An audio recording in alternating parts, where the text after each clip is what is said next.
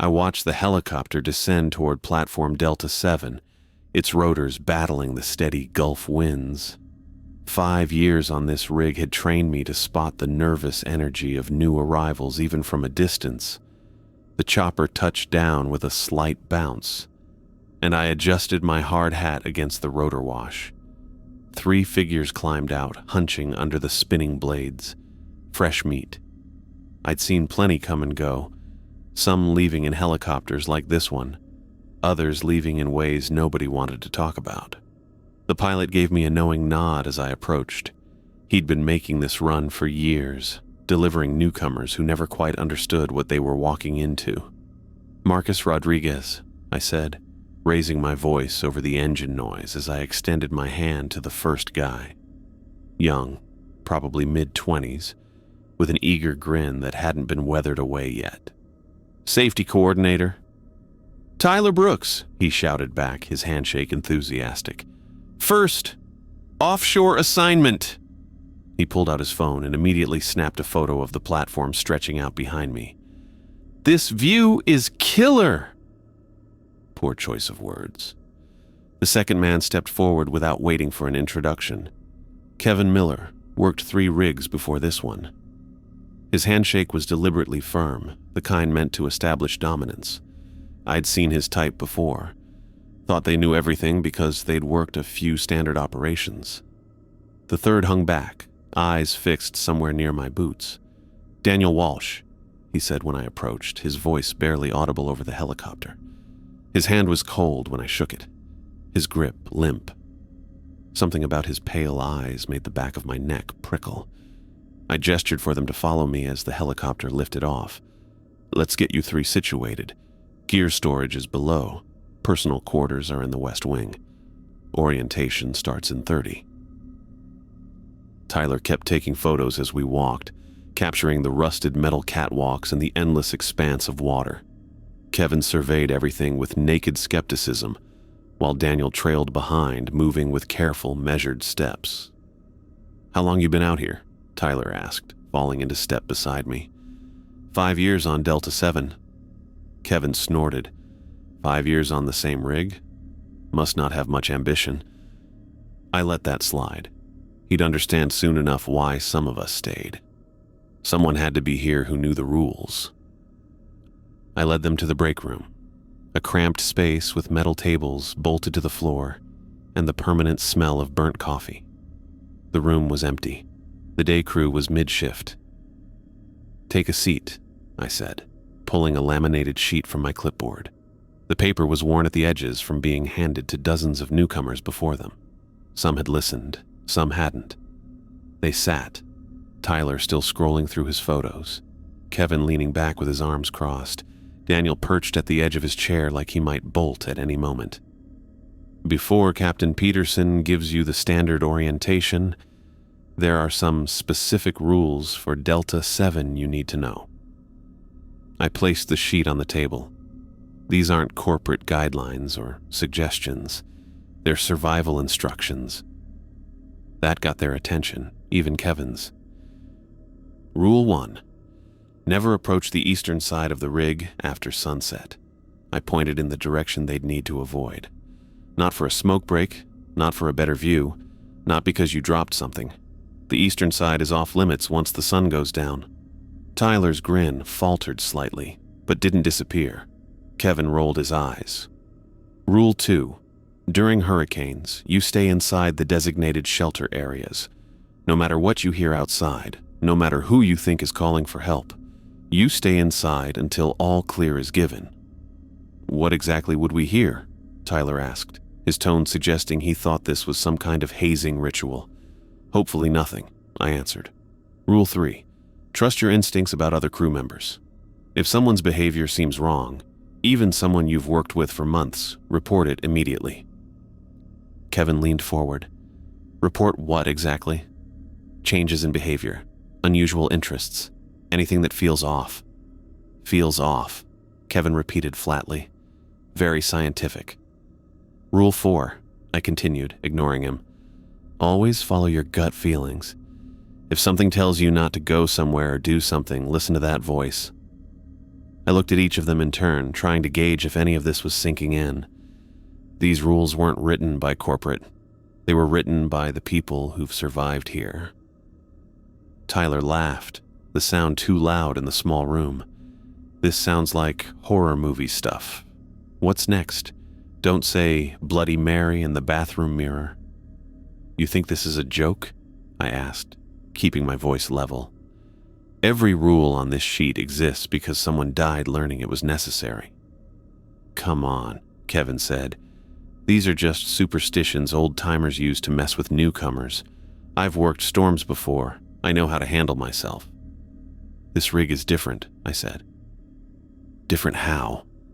Tyler asked, curiosity replacing some of his amusement. I considered how to answer. The full truth would sound insane to fresh ears. Delta 7 has unique conditions. The company keeps us out here because the oil's worth it, but they know the risks. That's why they rotate most people out after 3 months. Daniel, who hadn't spoken since introducing himself, suddenly fixed his eyes on me. Why did you stay for 5 years? His voice was soft, but each word was precisely articulated. The question hung in the air. Tyler and Kevin turned to me, suddenly interested in my answer. Someone has to know the rules, I said simply. Someone has to be here to teach them. Daniel nodded, his pale eyes never leaving my face. I felt that prickle at my neck again. So what happens if we break these rules? Tyler asked, still not taking them seriously, but at least engaging. Depends which one, I replied. The eastern railing after dark? You might find yourself wanting to climb over. Hurricanes? Whatever's outside might find its way in. Ignoring your instincts? I shrugged. That's how we lose people. Kevin crossed his arms again. I've worked Gulf rigs for 12 years. Never needed special rules before. Then you've been lucky, I said. But luck runs out on Delta 7. I collected the laminated sheet, watching their faces. I'd given this same talk many times before. I could almost categorize the responses now. The scoffers, the nervous believers, and the quiet ones who might go either way. Tyler would likely test the boundaries until something scared him straight. Kevin was dangerous, the kind who thought experience elsewhere made him immune to Delta 7's peculiarities. And Daniel. I couldn't get a read on Daniel yet, which concerned me more than outright disbelief. Orientation with Captain Peterson starts in 15 minutes, I said, standing up. After that, I'll show you to your quarters and your workstations. As they filed out, I watched them go with the weight of certainty in my gut. I'd seen dozens of new workers come through that door. Some listened. Some learned the hard way. Some never got the chance to learn at all.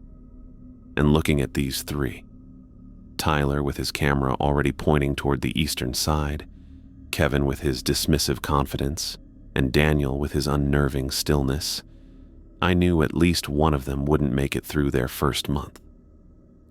I finished typing the last few notes on my shift report, glancing at the clock on the control room wall, just past 7:30 in the evening. The sun had slipped below the horizon about 20 minutes ago, painting the sky in fading oranges before surrendering to darkness. Through the windows, I could see lights flickering on across the western side of platform Delta 7, crew members moving between stations, wrapping up the day shift. I saved the report and pushed back from the desk, rolling my shoulders to work out the stiffness. 5 years on this rig had taught me to never let my guard down, especially after dark. The night shift crew was filing in, exchanging brief updates with day workers heading to the mess hall for dinner. As I stood to leave, movement on one of the external monitors caught my eye, a figure walking along the outer deck, heading east. I leaned closer to the screen, squinting to make out who it was.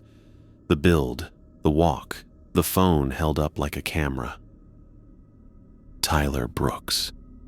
Damn it, I muttered, grabbing my jacket from the back of the chair.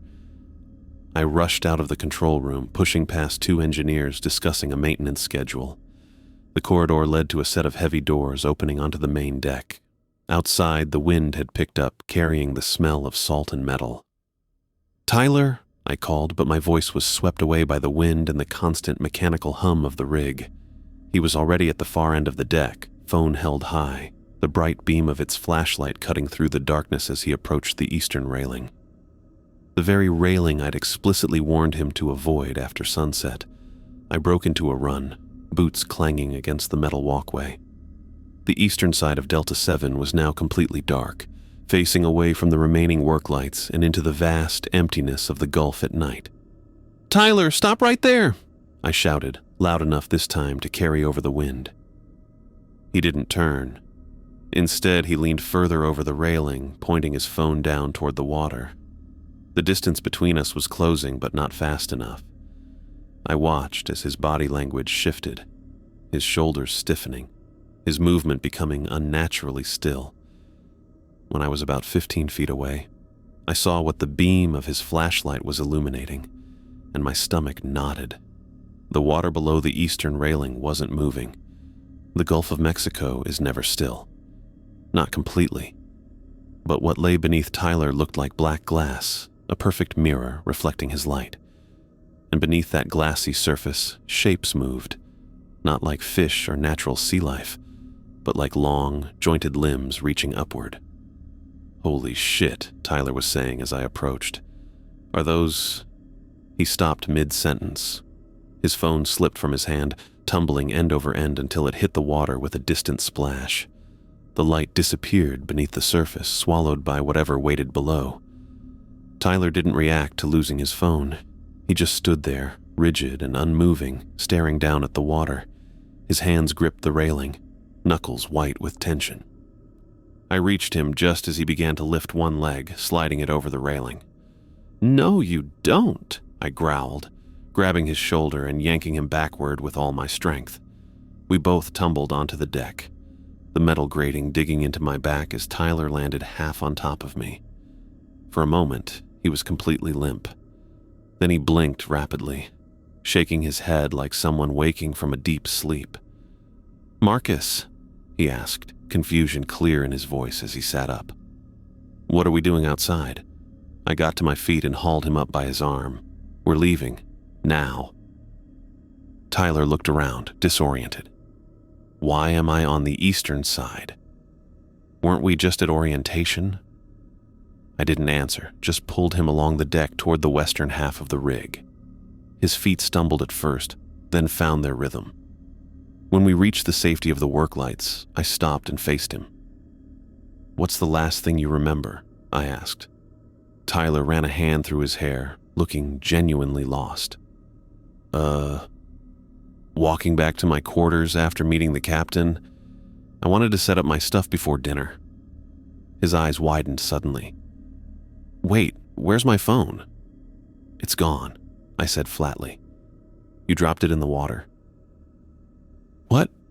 When did I—" He patted his pockets frantically, as if the phone might magically appear.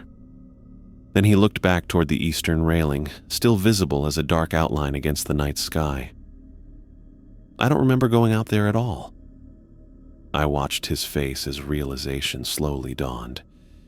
His hands were shaking now, and not just from the wind chill. "You were about to climb over," I said. "If I hadn't been in the control room and seen you on the monitor—" Tyler's face went pale. "But I wouldn't— I'm not suicidal or anything." "It's not about being suicidal," I explained, keeping my voice calm despite the residual adrenaline pumping through me. "It's about what's on the eastern side after dark. That pull you felt, that's why the rule exists." Tyler glanced back toward the darkness again. There was something in the water. I saw— He stopped, struggling to find words. It wasn't moving right, and there were these shapes. I nodded. "The eastern water changes at night. What did it look like to you?" "Like black glass," he said quietly. "And underneath, something was reaching up." He shuddered. "But that's impossible, right? Water can't just stop moving. On this rig, impossible things happen all the time," I said. That's why we have the rules. They're not suggestions or superstitions. Tyler wasn't arguing anymore. He kept looking at his empty hand where his phone should have been, then back toward the eastern side. "Come on," I said, gesturing toward the interior doors. "Let's get you inside." As we walked, I glanced back once more. From this distance, the water below the eastern railing looked normal again, choppy waves reflecting the few lights that reached that far. No one would believe anything had been wrong if they looked now. That was part of the problem with Delta 7. The danger rarely left evidence. We reached the main corridor, and I could feel Tyler's tension easing as the doors closed behind us, cutting off the view of the deck. "The worst part is," Tyler started, then paused, looking embarrassed. "What?" "Part of me still wants to go back out there," he admitted. "Like, I know what almost happened. I know it was bad. But there's this voice in my head saying I need to see it again." I'd heard this before from others who'd had eastern side encounters. "That feeling will fade after a day or two," I assured him. "But until it does, stay on the western side, and maybe buddy up with someone when you're moving around the rig." Tyler nodded, his earlier skepticism completely gone. "I think I'll skip dinner and just go to my quarters." "Bad idea," I countered. "Being alone with those thoughts isn't good right now. Food and company will help ground you." He didn't argue, just nodded again. We walked in silence toward the mess hall, passing crew members who had no idea what had just happened, or how close we'd come to losing someone on their first day. As we reached the mess hall doors, Tyler stopped. "Thanks for pulling me back," he said quietly. "I'm sorry I laughed at the rules earlier." "You're not the first," I replied. "Most people need to see something for themselves before they believe. You just got lucky I saw you in time." Tyler went inside, heading toward the food line with unsteady steps. I stayed by the door for a moment, watching him. He'd be okay now, but the experience would stick with him. In a way, that was good. He'd respect the rules going forward, maybe even warn others. I thought about Kevin, with his dismissive attitude, and Daniel, with his unnerving stillness. They hadn't learned their lesson yet. I wondered which of Delta 7's rules they would test first, and whether anyone would be there to pull them back when they did. The mess hall was already half empty when I arrived for breakfast the next morning. Most of the crew had eaten early and moved on to their shifts, leaving behind the smell of coffee and the clatter of kitchen staff clearing dishes. I spotted Tyler immediately, sitting alone at a table near the far wall, hunched over a full plate of scrambled eggs and toast. He hadn't taken a single bite. I grabbed a coffee and made my way over to him. His eyes flicked up as I approached, then returned to staring at his untouched food. Dark circles hung beneath his eyes, and his usual energy had vanished completely. "Mind if I join you?" I asked, though I was already pulling out the chair across from him. Tyler gave a small nod, pushing his tray a few inches away. "Not hungry." I took a sip of my coffee, studying him. "Rough night?" "Didn't sleep much," he admitted, his voice low and strained. "Every time I closed my eyes, I saw myself walking into that water, the glass-like surface, those things underneath." He rubbed his face with both hands. "It felt so real. And the worst part is, I keep wanting to go back there. Like right now, part of me is thinking about how I could sneak out to the eastern railing again." I'd seen this before with others who'd had eastern side encounters. "That's normal after an exposure," I told him. "The eastern side leaves a pull on people. It's why the rule exists in the first place. It's not just about what's out there, it's about how it affects you afterward." "How long does it last?" Tyler asked, finally looking up at me properly. "Different for everyone. A few days, usually. Some people feel it for weeks." I leaned forward. "That's why you need to stay away from that side completely, day or night, until the feeling passes." The overhead speakers crackled to life, and Captain Peterson's voice filled the mess hall. "Attention all personnel. This is Captain Peterson. The meteorological team has updated their forecast for Hurricane Delilah. The storm has changed course and accelerated. We expect it to make contact with the platform by 2000 hours today. All non-essential crew need to secure their stations and begin lockdown procedures by 1600 hours. Storm briefing for all hands in the main conference room at 1300 hours. That is all. The few remaining crew members in the mess hall exchanged glances. Hurricanes weren't uncommon in the Gulf, but the accelerated timeline meant we had less preparation time than standard protocol allowed. Great, Tyler muttered. First the railing incident, now a hurricane. Some first assignment. Just stick to the rules and you'll be fine, I said, though a knot of concern was forming in my stomach. Hurricane nights were always tense on Delta 7. Movement from the corner of the room caught my eye. Daniel Walsh sat alone at a small table, methodically bringing his fork from plate to mouth at perfectly timed intervals. His back was straight, his posture unnaturally rigid. Not once did he look up from his plate or pause in his eating rhythm. "What's his deal anyway?"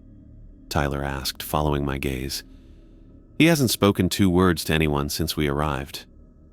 "Some people take time to adjust to rig life," I said, though my gut told me there was more to it than that.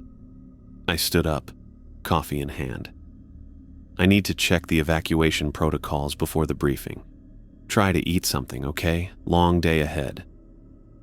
Tyler nodded half-heartedly, pushing his eggs around with his fork.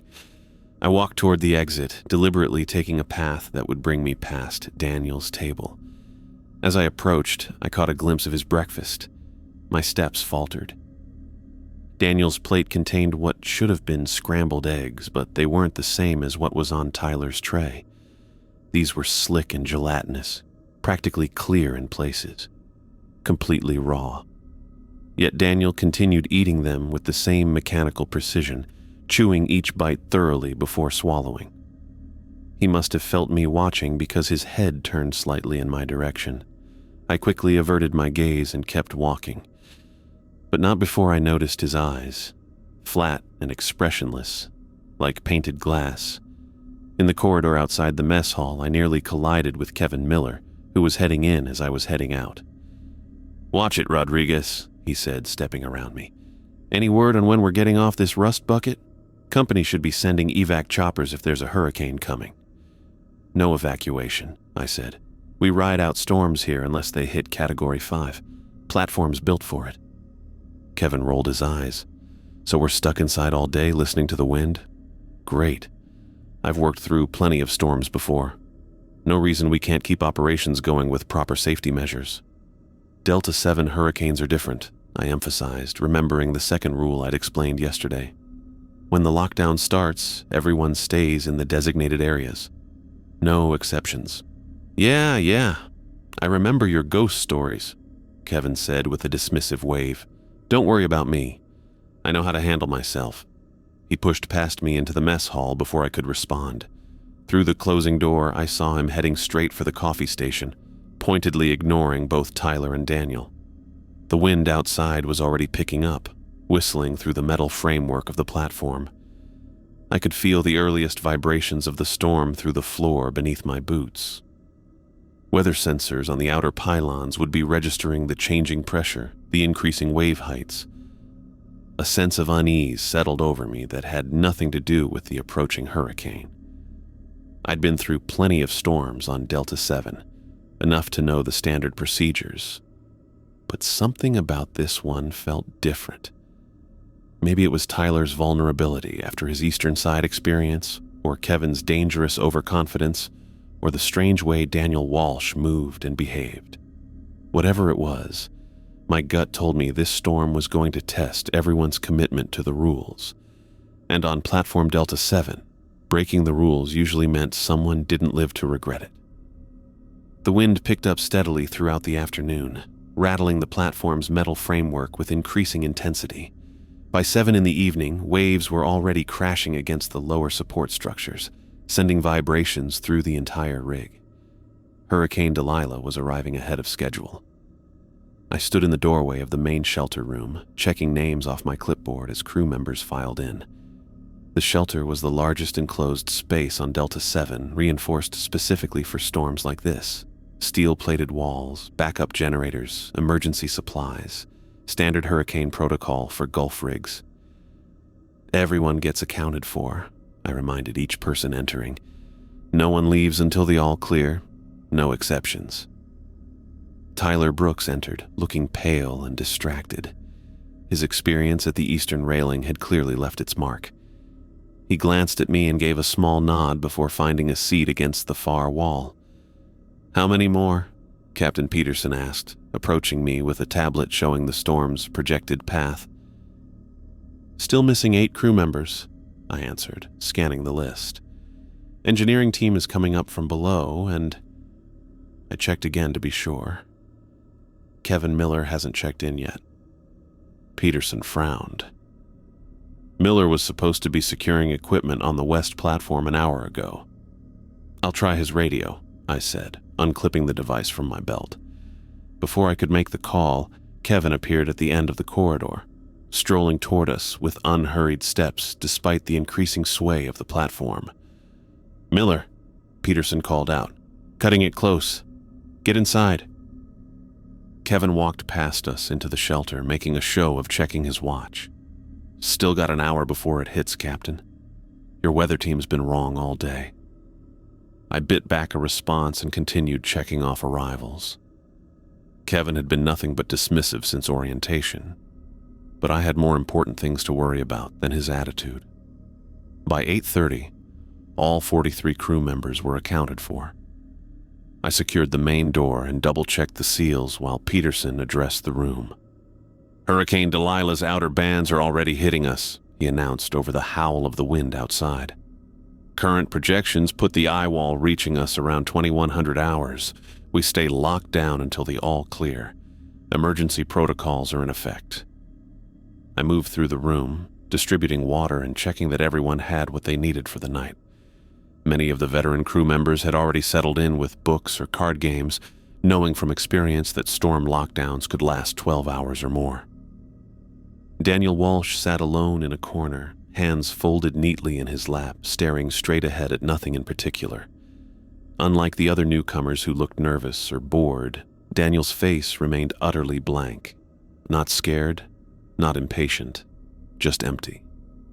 The storm intensified faster than expected. By 9 o'clock, Delilah was hitting us full force. The shelter room lights flickered twice before stabilizing, and a low, creaking sound spread through the walls as the platform adjusted to the powerful winds and waves.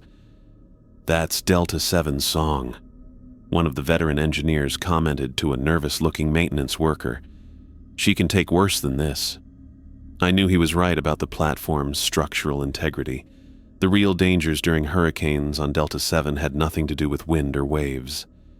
Kevin Miller stood up suddenly from his seat, walking toward the equipment lockers near the door. "Where are you going?" I asked, moving to intercept him. "Saw a loose cable on the west deck connector when I was coming in," he said, pulling out a rain jacket and hard hat.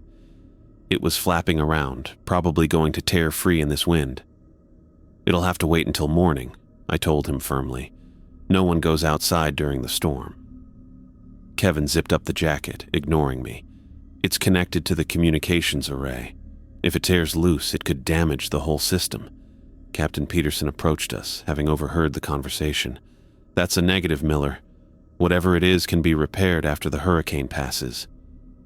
"With all due respect, Captain, I've worked through Category 3 hurricanes before," Kevin replied, his tone making it clear he felt his experience trumped our concerns.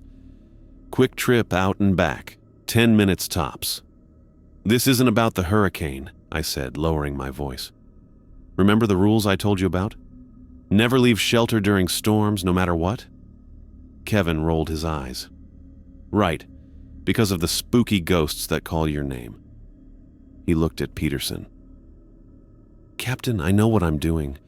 That cable could save us thousands in repairs and keep communications online." Several crew members were watching now. I could see the veterans exchanging knowing glances. They'd seen what happened when people broke the rules. "Miller, I'm ordering you to stand down." Peterson said, his voice hard with authority. For a moment, I thought Kevin would listen. Then he grabbed a flashlight from the locker and a coil of safety cable. "I'll be back in 10 minutes, he said. "If I'm not, then you can say, 'I told you so.'" Before either of us could stop him, Kevin punched the emergency override on the door panel. The heavy steel door unlocked with a loud click. Wind immediately howled through the opening as Kevin slipped outside, pulling the door shut behind him. "Stubborn idiot," Peterson muttered, turning to me. "Rodriguez, log the violation. We'll deal with disciplinary action after the storm." I nodded, but my stomach tightened with dread. Disciplinary action wouldn't matter, not for Kevin. Several of us moved to the reinforced windows that looked out over the main deck. Through sheets of rain, we could see the beam of Kevin's flashlight bouncing as he made his way across the platform, hunched against the wind. "He's heading for the communications tower," one of the techs noted, pointing to where the beam was moving. The flashlight progressed steadily across the deck for about a minute. Then abruptly it stopped moving. We watched, waiting for the light to continue its journey. It didn't. Kevin's flashlight remained fixed in one spot, the beam pointing outward into the storm. No movement, no progress toward the supposed loose cable. "What's he doing?" Tyler asked, having joined us at the window. "I don't know," I answered honestly. For several minutes the light remained stationary. Then, without warning, it winked out completely. Peterson immediately grabbed the radio.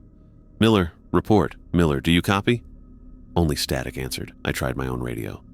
"Kevin, this is Marcus. Do you need assistance? Over." More static, punctuated by the storm's interference. "Could his radio be damaged by the rain?" Tyler asked, his voice tight with worry. "They're waterproof," I replied. "Standard issue for offshore work." Captain Peterson turned to me. "Rodriguez, your call. Emergency response protocol?" I knew what he was asking. Delta 7 had special procedures for situations like this, different from standard offshore rescue protocols. On a normal rig, we'd form a rescue team with safety lines and go after him. But this wasn't a normal rig. "No rescue attempt during the storm," I said, looking Peterson directly in the eyes. "We stick to the shelter protocol until daylight." Peterson nodded grimly. Several newer crew members looked shocked, but the veterans remained silent, understanding the choice. "He could be injured out there," a young engineer protested. "If he is, going after him puts more people at risk," Peterson responded firmly. "Decisions made." I kept watching the spot where Kevin's light had gone out, straining to see anything through the rain and darkness. Nothing moved on the deck. 20 minutes passed with all of us on edge, speculating about what might have happened to Kevin. Then the intercom system crackled to life. "This is Kevin Miller," came a voice through the speakers. "I've secured the cable and returned to the north entrance. Request permission to enter." The voice was Kevin's, same tone, same inflection. But I could still see the empty deck where his flashlight had gone out. There was no one at the north entrance. "Captain," I said quietly, pointing out the window. "There's no one there." Peterson stared at the empty deck, then at the intercom. His face hardened with understanding. "Miller, identify your location," he responded through the comm system. "I'm at the north entrance," Kevin's voice repeated, exactly the same as before. "Request permission to enter." "That doesn't sound right," Tyler whispered beside me. He was correct. The phrasing was perfect, but there was something mechanical about it, like a recording being played back. "Maintain lockdown," Peterson ordered, addressing the room. "No one approaches the doors for any reason." The intercom crackled again. "This is Kevin Miller. I've secured the cable and returned to the north entrance. It's cold out here. Request permission to enter." Same words, same inflection, with just those two additional words in the middle. Something cold slithered down my spine. "What the hell is going on?" one of the newer crew members asked, looking between the intercom and the empty deck outside. I met Peterson's gaze, and he gave me a slight nod. The veterans knew not to speak of these things directly. It only made them worse. But the new crew needed some explanation. "It's not Kevin," I said, keeping my voice steady. "Whatever's using the intercom, it's not him." "But that's his voice," Tyler argued, though I could see the fear in his eyes. "That's Rule 2, I reminded him. "Never leave shelter during hurricanes, no matter what you hear outside or who seems to be calling for help." The intercom activated again. "This is Kevin Miller. Please, let me in. I'm injured and need medical attention." The voice was still Kevin's, but the delivery was different now. Urgent, pained. If I hadn't been looking at the empty deck with my own eyes, it might have been convincing. "Everyone away from the doors and windows," Peterson ordered. "Find something to occupy yourselves. This could go on for a while." Most of the crew moved back toward the center of the shelter, forming small groups and speaking in hushed tones. The veterans started card games or opened books, deliberately ignoring the intercom. They'd been through this before. Tyler stayed by my side at the window. "So what happened to him?" he asked quietly. "I don't know exactly," I admitted. "No one does. That's why we have the rules." For the next 2 hours, Kevin's voice continued to come through the intercom system at irregular intervals, sometimes pleading, sometimes angry, sometimes simply repeating the same phrases. Each time I checked the deck, still empty, still no sign of Kevin Miller. "Please, I can see you through the window," the voice said at one point. "I know you're in there. Just open the door. I'm freezing out here." Tyler flinched beside me. "It knows we're watching." "It's trying to manipulate us," I corrected him. "Don't engage with it. Don't even acknowledge it." Around midnight, the intercom went silent. The hurricane continued to rage outside, but the voice stopped calling to us. I wasn't relieved. Sometimes the silence was worse than the voice. The hours crept by slowly. Some crew members managed to sleep on cots or chairs. Others kept anxious vigils by the equipment, monitoring the platform's systems as the storm battered us. I didn't sleep at all, keeping watch by the window and checking the other sealed entrances periodically. Daniel Walsh remained in his corner throughout the night, never sleeping, barely moving. Once, when I looked in his direction, I found him staring directly at me with those empty eyes. He held my gaze for several uncomfortable seconds before looking away. By 5 a.m, the storm had begun to weaken. The winds were still strong, but the violent rocking of the platform had subsided.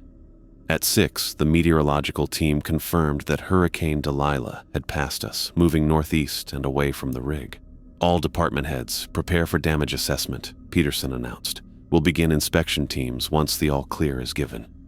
At 6:30, with the first gray light of dawn breaking through the clouds, Peterson gave the order to unlock the shelter. I volunteered for the first exterior inspection team, along with 2 senior maintenance workers. "I'm coming too," Tyler said, stepping forward. "I want to help find Kevin." I considered refusing, but the determination in his eyes changed my mind. Maybe he needed this, to face whatever was out there rather than hiding from it. "Stay close to me," I told him. "Do exactly as I say." We geared up with radios and emergency kits, then unlocked the main door. The air outside was cold and damp, heavy with salt spray. Debris was scattered across the deck, broken equipment, torn metal sheeting, plastic containers from the storage areas. Our small team moved carefully across the platform, documenting damage and checking critical systems. The western section had weathered the storm relatively well. The communications array, where Kevin had claimed to see a loose cable, was intact with no signs of damage. There wasn't anything wrong here, one of the maintenance workers noted, inspecting the connections. "All cables secure." I nodded, unsurprised. "Let's check the north and east sections." The north entrance, where the voice had claimed Kevin was waiting, showed no signs that anyone had been there during the storm. No footprints in the metal grating, no equipment left behind. As we approached the eastern side, I felt Tyler tense beside me. "Are you okay with this?" I asked him. He swallowed hard, but nodded. It's daylight now, and we need to find him. The eastern section had taken the brunt of the hurricane. Railings were bent, equipment cases torn open, safety netting shredded by the wind. We carefully made our way along the damaged walkway, checking each area. That's when we saw him. Kevin's body was wedged against the eastern railing, partially hidden behind a fallen equipment cabinet. He was soaked through, his rain jacket torn in several places. But it was the position of his body that made Tyler gasp beside me. Kevin's limbs were bent at angles that weren't physically possible. His right arm twisted behind his back, and then forward again, like it had been broken in multiple places and rearranged. His legs were similarly contorted, one bent backward at the knee, the other twisted in a spiral. His face was the worst part, frozen in an expression of such complete terror that it barely looked human anymore. His eyes were wide open, bloodshot and bulging. His mouth stretched in a silent scream, jaw extended far beyond what should have been possible. "Jesus," whispered one of the maintenance workers, turning away. Tyler retched beside me, doubling over and gripping the nearest intact railing for support. I'd seen deaths on Delta 7 before, but nothing quite like this. I forced myself to approach the body, keying my radio as I did. "Captain, this is Rodriguez. We've found Miller on the eastern platform. He's deceased. We'll need a recovery team and the medical officer." "Understood." Peterson's voice came back. "Secure the area. I'll send the team." I turned to the maintenance workers. "Get Tyler back to the shelter. I'll stay with the body until the recovery team arrives." They nodded gratefully, helping Tyler stand and leading him away from the gruesome scene.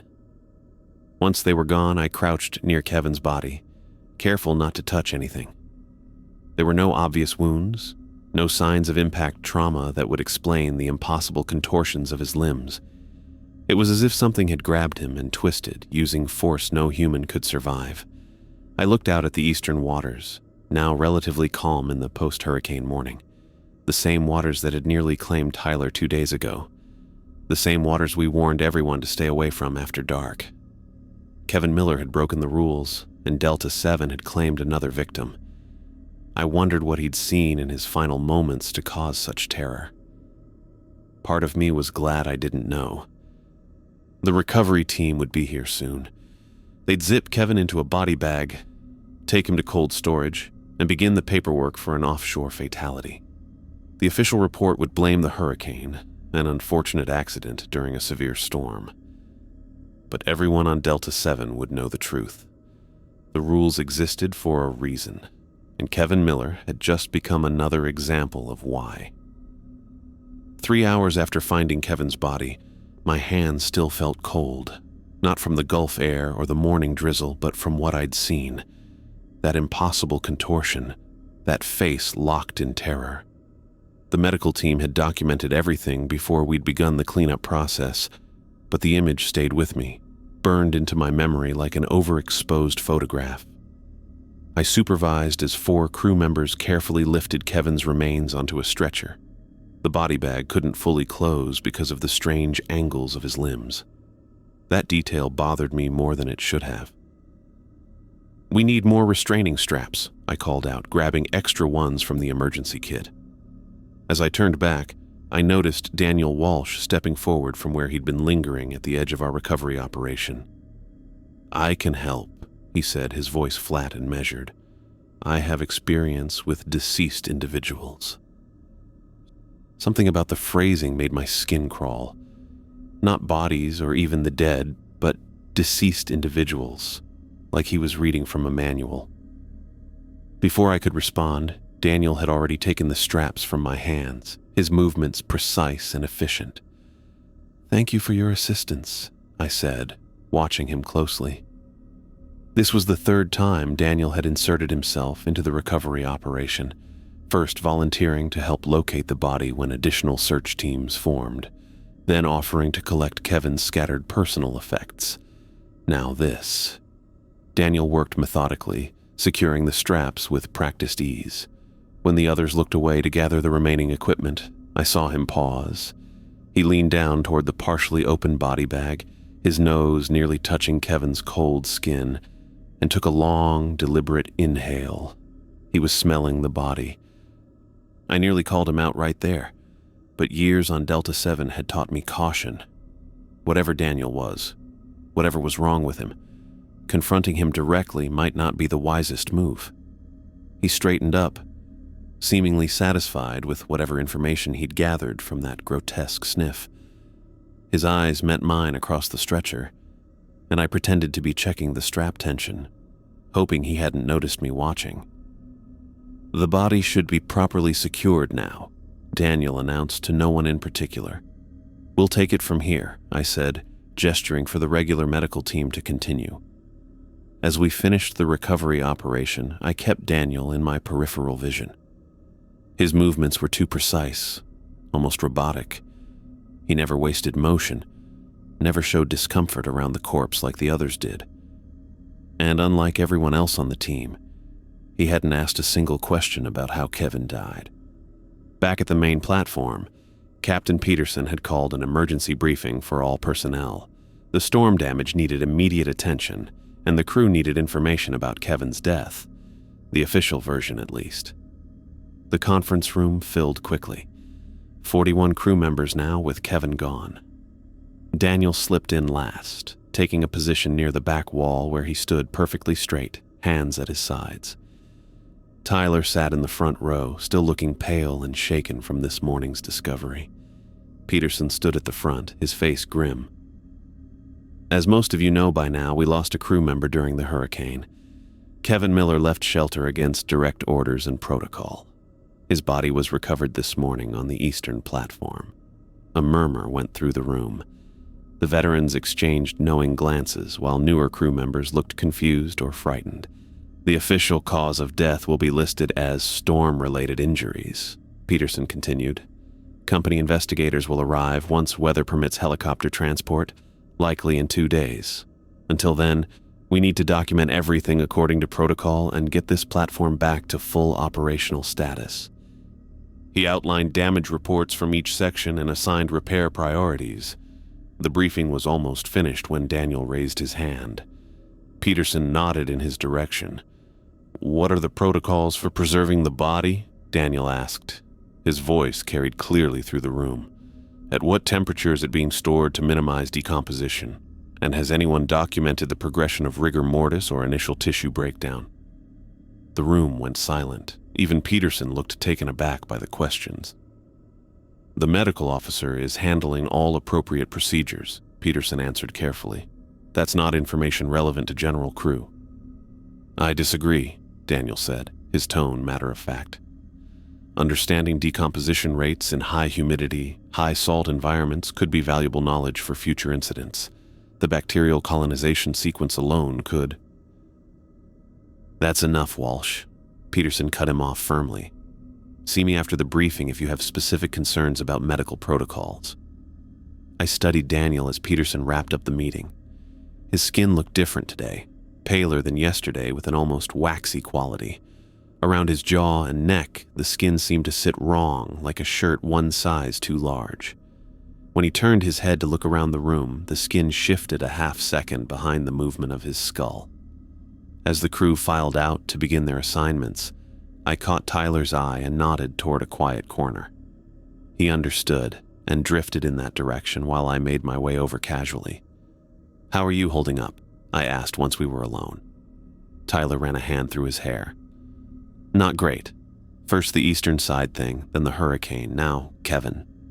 He trailed off, looking at the floor. "This place is exactly the nightmare you warned us about." I lowered my voice. "Have you noticed anything strange about Daniel?" Tyler's head snapped up, eyes suddenly alert. "You noticed too?" he asked, voice barely above a whisper. "Tell me what you've seen," I said.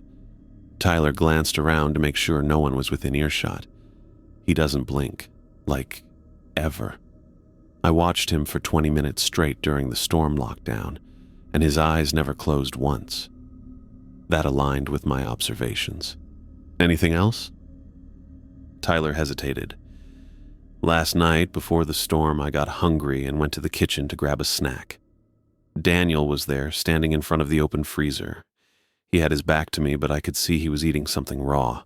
At first, I thought it was like, I don't know, frozen cookie dough or something. But it wasn't, I prompted. No. When he turned slightly, I saw it was meat.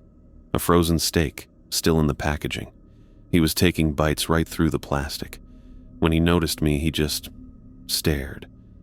Didn't say anything, didn't look embarrassed. Just stared until I backed out of the kitchen. I felt a cold weight settling in my stomach. The third rule existed for exactly this reason. Crew members who didn't act right, who showed patterns of behavior that weren't human.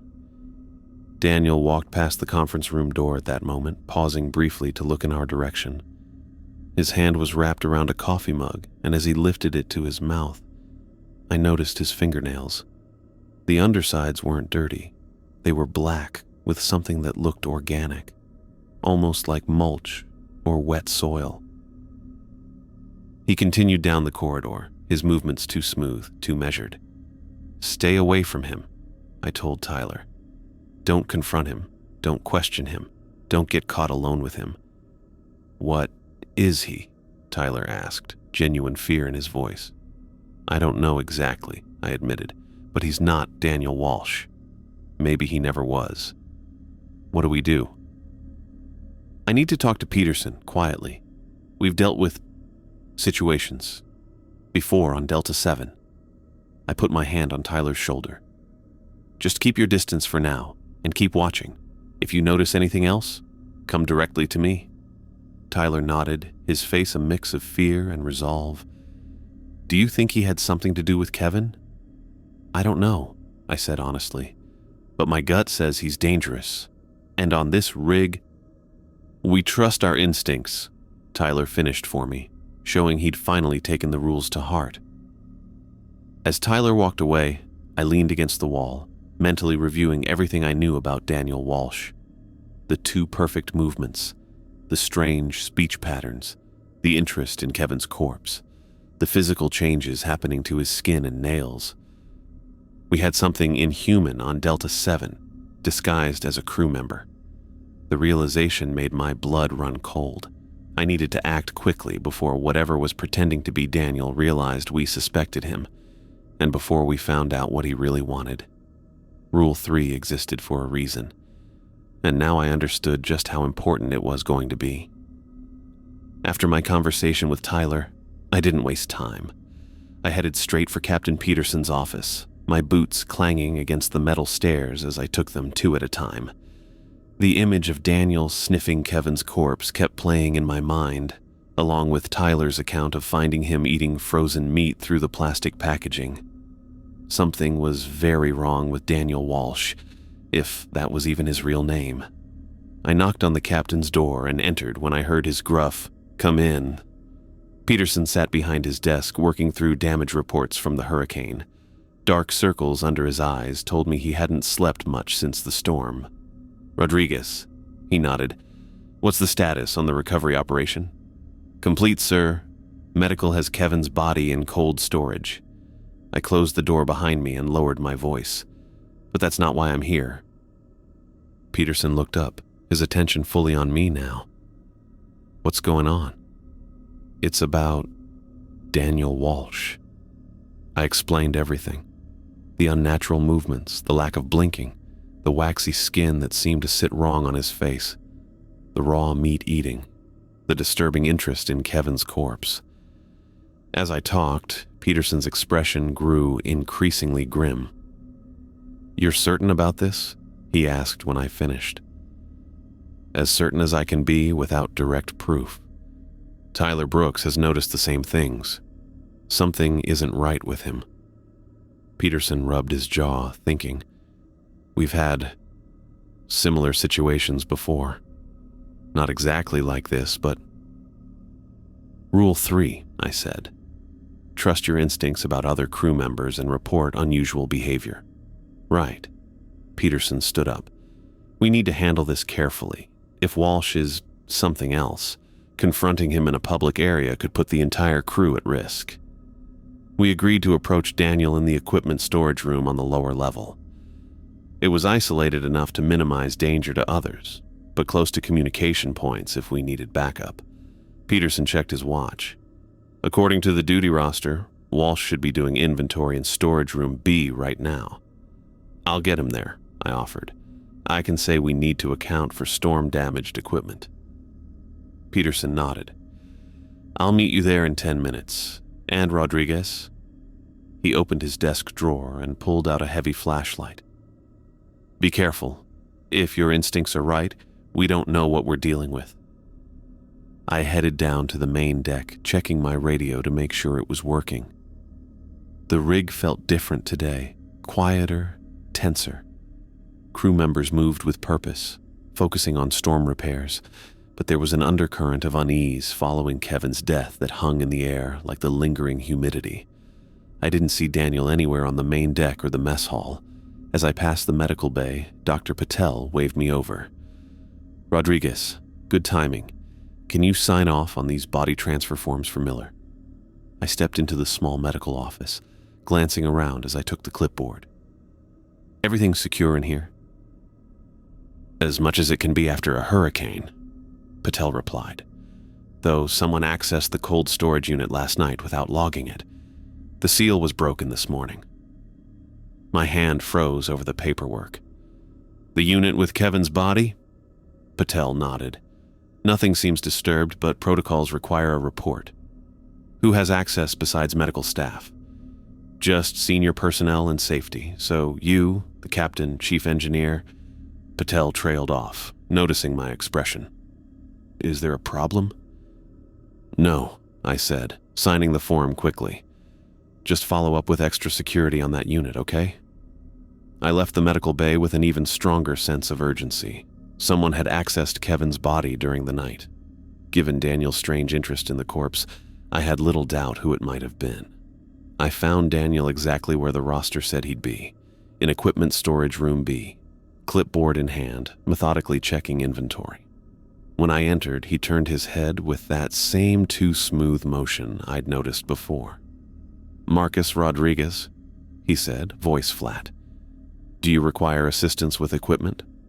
Actually, yes, I replied, keeping my tone casual. Captain wants a full accounting of storm-damaged safety gear. Thought you could help me gather it all in storage room D for assessment. Daniel made a slight nod.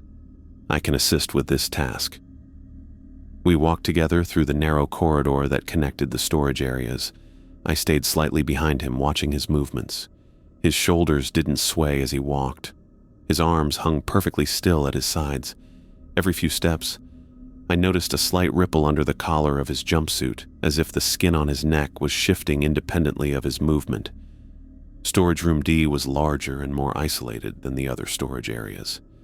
It housed emergency equipment, life rafts, survival gear, flares, and backup communications devices.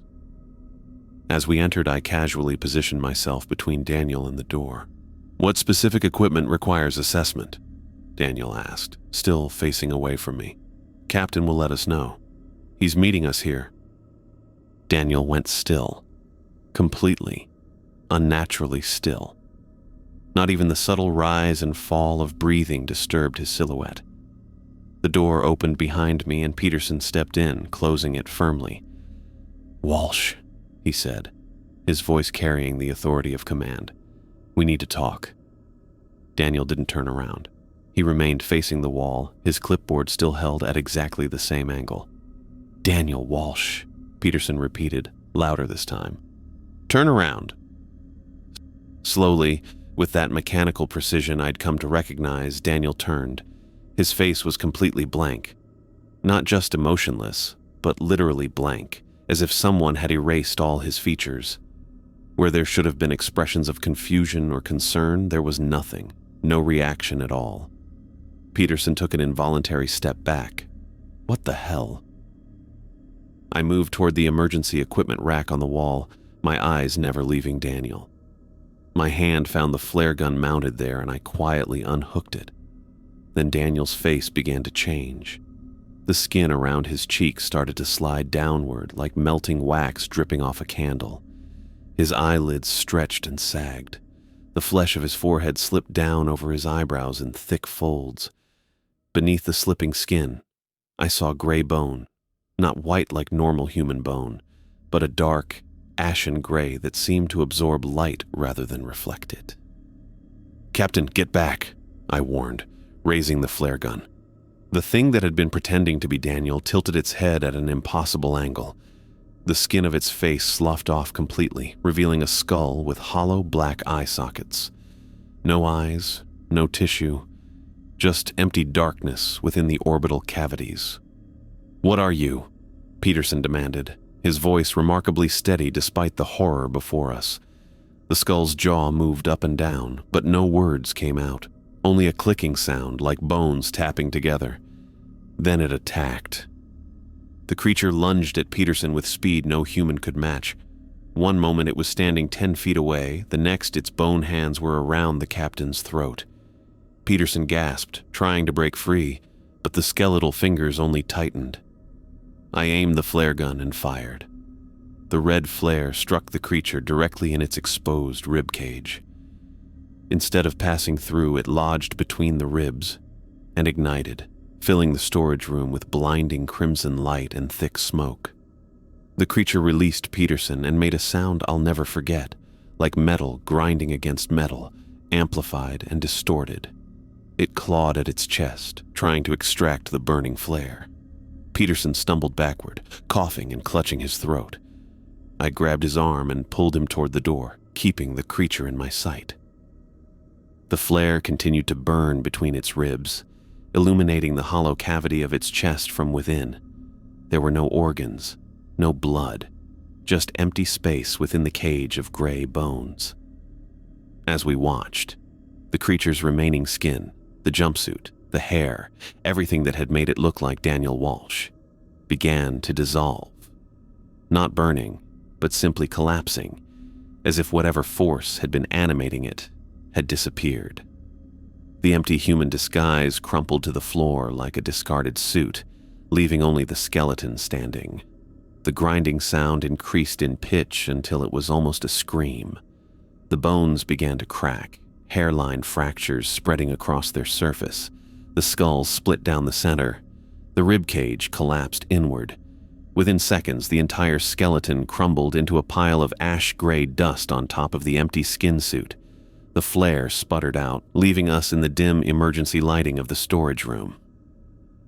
"Jesus Christ," Peterson whispered, still massaging his throat where bruises were already forming.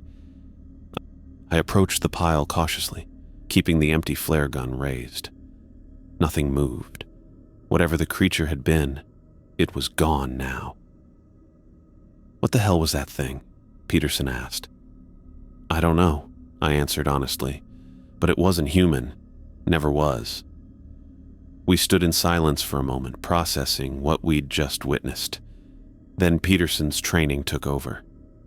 "We need to contain this, get rid of whatever that is, and figure out what to tell the crew." He was right. Panic wouldn't help anyone, and we had no idea if this was an isolated incident or part of something bigger. We found a metal container in the storage room and carefully scooped the dust and empty skin into it. Neither of us wanted to touch the remains directly. The skin felt wrong, too light, as if it had no substance at all, like touching smoke that had somehow taken solid form. Peterson radioed the engineering team and ordered them to fire up the incinerator, citing contaminated materials as the reason. 20 minutes later, we watched as the metal container disappeared into the flames. The remains burned quickly, with an unusual blue-green tint to the fire that neither of us mentioned. Back in Peterson's office, we struggled to make sense of what had happened. "How long do you think it was on the rig?" Peterson asked, pouring himself a drink from the small cabinet behind his desk. His hand trembled slightly. "I don't know. The real Daniel Walsh might never have set foot on Delta 7. I declined the offered glass. That thing could have replaced him anywhere, during transit, at the mainland facility, maybe even earlier. And now we have to tell the crew something, Peterson said. They need to know Walsh is gone. We agreed on a simplified version of the truth. We would say Daniel Walsh had been affected by the same phenomenon that had claimed Kevin, that he'd shown signs of unusual behavior and turned hostile when confronted. The emergency had been contained, but Daniel hadn't survived. It wasn't a complete lie, just an incomplete truth. Peterson called an emergency meeting in the mess hall. By then, word had already spread that something had happened in the storage area. The crew gathered quickly, faces tense with questions. Peterson explained the situation as we'd agreed, emphasizing that the danger had passed but reinforcing the importance of following the platform rules. As he spoke, I watched the crew's reactions. The veterans nodded grimly, unsurprised. They'd seen enough on Delta 7 to accept the unexplainable. The newer crew members looked scared, confused, but no one challenged the captain's account. From now on, Peterson concluded, we double down on the buddy system. No one works alone, especially in isolated areas. Report any unusual behavior immediately, no matter how small it seems. Understood? A chorus of, "Yes, sir," echoed through the mess hall. As the meeting broke up, Tyler approached me. It was Daniel, wasn't it? He asked quietly. What we talked about earlier. You were right. I nodded. He wasn't what he appeared to be. Tyler looked around at the rig, at the crew members dispersing to their duties. Now I get it, he said. Why you've stayed on this hellhole for 5 years when most people rotate out after 3 months. Someone who knows what's out there needs to be here. To protect people like me who show up not believing the rules. His words hit me hard because they were true. I'd stayed because I knew the danger, knew how to spot the warning signs, knew which rules mattered most and why. Someone had to. The rules exist for a reason, I told him.